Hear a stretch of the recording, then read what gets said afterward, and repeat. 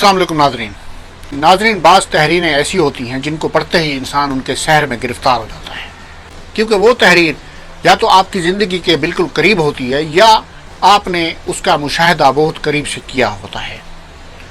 आज कलमकार स्टूडियो में एक ऐसी ही तहरीर गुल नखोइज़ अख्तर की हाजिर खिदमत है जो उन्होंने 26 अप्रैल 2020 को जंग अखबार में कालम की सूरत में लिखा।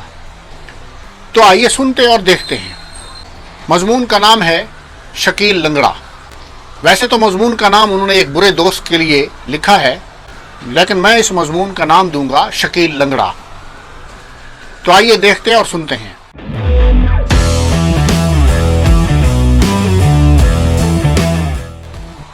आज से 27 साल पहले 6 जून को जब मैं मुल्तान से फरार होकर लाहौर आया तो मेरी जेब में 55 रुपए और हाथ में किताबों से भरा अटैची केस था। लाहौर में मेरी पहली दावत दाता साहब ने की। रेलवे स्टेशन से मैं सीधा उनके मज़ार पर पहुंचा, एक शापर उठाया और लंगर खाने से अध पके चावलों का एक ढेर उसमें डलवा कर वहीं बैठकर खाना शुरू कर दिया। मेरे पास लाहौर में मौजूद मेरे सारे दोस्तों के फ़ोन नंबर मौजूद थे, लिहाजा पेट भरने के बाद मैंने इत्मीनान से अपने एक अच्छे दोस्त को फ़ोन किया।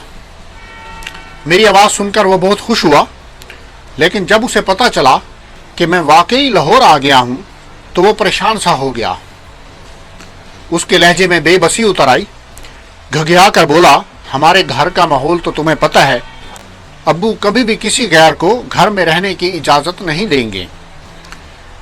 मेरा अच्छा दोस्त लाहौर जैसे इंसानों के समंदर में मुझसे हाथ छुड़ा रहा था। मैं कुछ कहने वाला ही था कि मेरी नज़र फ़ोन पर पड़ी जहां 2 यूनिट गिर चुके थे। मैंने जल्दी से फ़ोन रख दिया। अचानक याद आया कि सुना था कि दाता साहब के दरबार पर दुआएं बड़ी कबूल होती हैं। मैंने जल्दी से अटैची केस उठाया, जूते बगल में दबाए और दरबार की सीढ़ियां चढ़ गया। संगे मरमर के ठंडे फर्श पर कदम रखते ही मज़ा आ गया। मुझे यकीन हो गया कि दाता साहब ने मेरी आधी दुआ सुन ली है। सामने मज़ार था। मैं दुआ भूलकर शब बसरी के लिए कोई मुनासिब जगह तलाश करने लगा। फिर सहन में मस्जिद के सामने मुझे एक जगह मिल ही गई। मैंने जेब से रुमाल निकालकर फूलों की पत्तियों और मखानों को फर्श से साफ किया, जूतियां बैग में रखीं, बैग को दाएं जानिब रखा, हाथों का तकिया बनाया और इत्मीनान से आंखें मूंद लीं। इसी दौरान इशा की अजान शुरू हो गई। आंख खुली तो अजान जारी थी। इसी लम्हे मुअज्जिन ने पुकारा, अस्सलातु खैरुम मिनन नौम, और मैं हड़बड़ा गया। यह इशा की नहीं, फजर की अजान थी। मैं लाहौर में पहली रात गुजार चुका था। नाश्ते में दाता साहब मेरे लिए दाल रोटी लाए। मैंने वजू वाली टूंटनी से मुंह हाथ धोए, लंगर से जाकर दाल रोटी खाई, जेब में रखे पैसों को गिना और बैग उठाकर फिर सड़क पर आ गया। धड़कते दिल के साथ पीसीओ पर पहुंचा, जेब से अच्छे दोस्तों के फ़ोन नंबर वाली चिट निकाली और बारी बारी नंबर मिलाना शुरू किए। हर अच्छा दोस्त वाकई बहुत अच्छा साबित हुआ, क्योंकि किसी ने भी लिफ्ट ना कराई। अलबत्ता आखिरी कॉल मैंने जिस अच्छे दोस्त को मिलाई उसने एक अच्छी बात ज़रूर की कि इस तरह घर से भागकर आने वालों का हाल शकील लंगड़े की तरह होता है, जो 10 साल पहले लाहौर आया था और अब मनशियात और जुए में गर्क हो चुका है।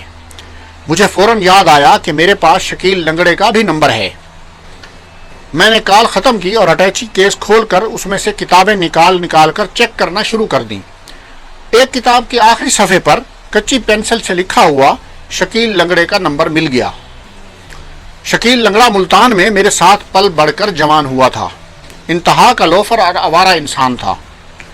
वालिदैन की तरफ से मुझे सख्त हिदायत थी कि इस शख्स के साए से भी दूर रहना है, लेकिन चूंकि हम सब खेलते इकट्ठे थे इसलिए शकील लंगड़े से कतई ताल्लुक मुश्किल हो जाता था। ताहम मैंने हमेशा उसे नापसंदीदगी की नज़र से देखा था। बचपन में शकील लंगड़े की टांग से रेढ़ा गुजर गया था, इसलिए वो लंगड़ा कर चलता था। हम सब उसे छेड़ते थे कि वो चलता है तो ऐसा लगता है जैसे लुडी डाल रहा हो। मुझे याद है जब उसके बाप ने तीसरी शादी की थी تو وہ اپنے باپ کی دعوت ولیمہ والے دن لاہور بھاگ گیا تھا۔ میں نے دھڑکتے دل کے ساتھ شکیل لنگڑے کا نمبر ملایا۔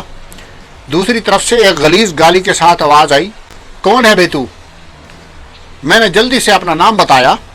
نام سنتے ہی وہ خوشی سے پاگل ہو گیا، فوراً بولا، تم ادھر ہی رکو، میں آ رہا ہوں۔ میں ریسیور ہاتھ میں پکڑے حیران کھڑا تھا۔ اچانک ہی کام بن گیا تھا۔ تھوڑی دیر میں وہ اپنی پھٹیچر سی موٹر سائیکل پر دربار کے باہر آ گیا۔